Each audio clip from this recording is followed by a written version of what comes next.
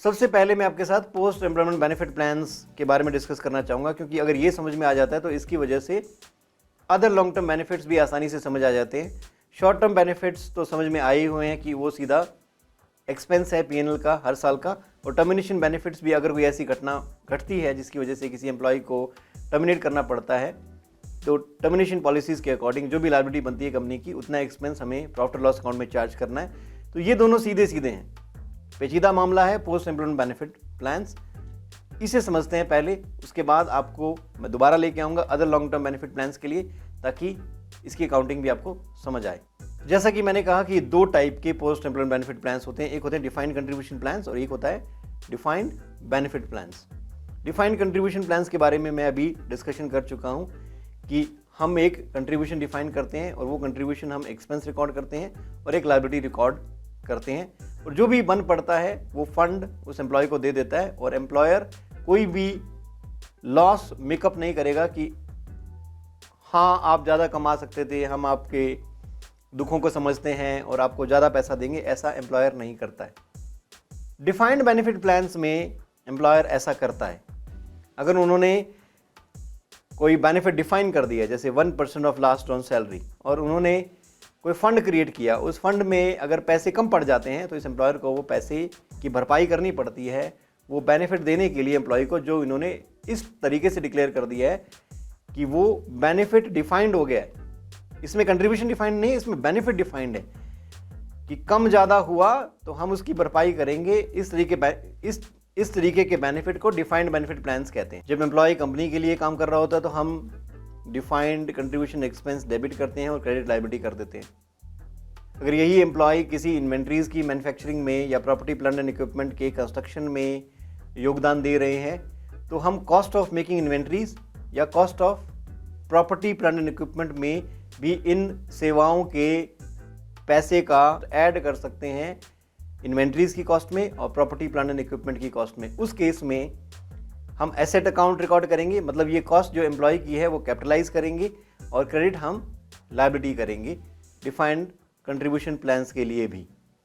तो ये जानना ज़रूरी होगा कि ये एम्प्लॉय नॉर्मल ऑपरेटिंग एक्सपेंसेस में मदद कर रहे हैं, जैसे हेड ऑफिस में बैठे हैं और पूरी कंपनी की मदद कर रहे हैं, या ये कुछ खास इन्वेंट्रीज को बनाने में मदद कर रहे हैं और ये और कहीं काम नहीं करते हैं, या ये किसी प्रॉपर्टी प्लांट एंड इक्विपमेंट को कंस्ट्रक्ट करने में मदद कर रहे हैं। इनका सारा ध्यान सारा समय उसी काम में लगता है। तो उस प्रॉपर्टी प्लांट एंड इक्विपमेंट को बनाने के लिए जो भी खर्चे आएंगे, तो उसमें मटेरियल, लेबर, बाकी खर्चे आते हैं, तो एम्प्लॉयज़ की सैलरी के खर्चे भी उस एसेट को बनाने की कॉस्ट में ऐड हो जाएंगे। अभी थोड़े दिन पहले एक वाकया हुआ कि एक एम्प्लॉय है जो इन्वेंट्रीज को बनाने में मदद करता है या प्रॉपर्टी प्लांट एंड इक्विपमेंट को बनाने में मदद करता है, कंस्ट्रक्शन में लगा हुआ है, वो एम्प्लॉय मैटरनिटी लीव पे चली गई।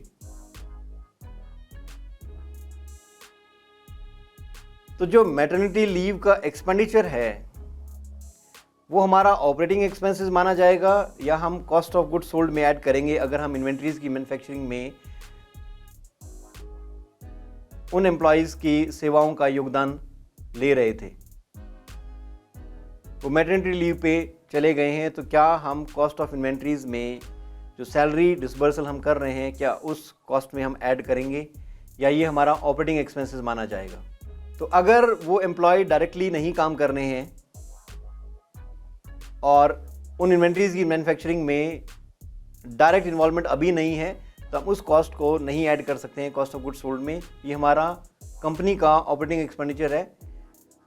हम उस एम्प्लॉय की भलाई चाहते हैं, हम उनकी देखरेख का ध्यान रखना चाहते हैं और उन्हें सपोर्ट करना चाहते हैं, इसलिए कंपनी अपने ऑपरेटिंग एक्सपेंसेस में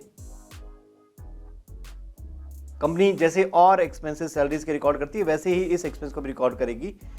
तो हमें बहुत खास ध्यान रखना होता है कि कौन से कॉस्ट कैपिटलाइज होते हैं, कौन से कॉस्ट हमारी रेवेन्यू एक्सपेंडिचर्स हैं, कौन सी कॉस्ट हमारी कैपिटल एक्सपेंडिचर्स है।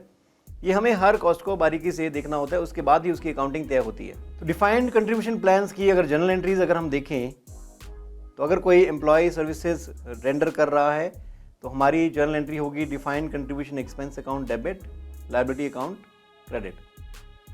अगर एम्प्लॉय किसी एसेट की कंस्ट्रक्शन में सर्विसेज दे रहा है तो एसेट अकाउंट डेबिट हो जाएगा और लायबिलिटी अकाउंट क्रेडिट। हम एक फंड क्रिएट करते हैं जिस फंड में हम हर साल ये पैसा कंट्रीब्यूट करते जाएंगे। उस फंड को प्लान एसेट अकाउंट बोला जाता है और कैश डिस्पर्सल होगा हर साल, तो plan asset account debit, cash account credit हो जाएगा, जिसकी वजह से ये फंड बिल्टअप हो जाएगा। उस फंड से जो भी इनकम आती है वो इनकम हम रिकॉर्ड करेंगे इन्वेस्टमेंट इनकम में, क्रेडिट, और प्लान एसेट्स डेबिट हो जाएगा। जैसे पीएफ में भी इंटरेस्ट इनकम मिलती है तो पीएफ उससे बढ़ जाता है। जब लायबिलिटी सेटल करेंगे, यही प्लान एसेट्स जो हमने बिल्टअप किए थे ये डी रिकॉग्नाइज हो जाएंगे, क्रेडिट हो जाएंगे, और जो लायबिलिटी हमने बिल्टअप की, अब तक पैसा दिया नहीं था उस एम्प्लॉय को, क्योंकि पोस्ट एम्प्लॉयमेंट देंगे, ध्यान रखना पोस्ट एम्प्लॉयमेंट बेनिफिट है, इसलिए जब वो कंपनी छोड़ देंगे तभी वो इस पैसे के हकदार है। तब हमारी ये लायबिलिटी जो हम इतने सालों से बिल्टअप कर रहे थे ये डी रिकॉग्नाइज होकर डेबिट रिकॉर्ड होती है। कम या ज़्यादा की परिभाषा या एक्चुअरियल रिस्क या इन्वेस्टमेंट रिस्क एम्प्लॉय का ही माना जाता है, एम्प्लॉयर का नहीं माना जाता डिफाइंड कंट्रीब्यूशन प्लान्स में। इस तरीके से हमारे डिफाइंड कंट्रीब्यूशन प्लान्स की अकाउंटिंग पूरी होती है।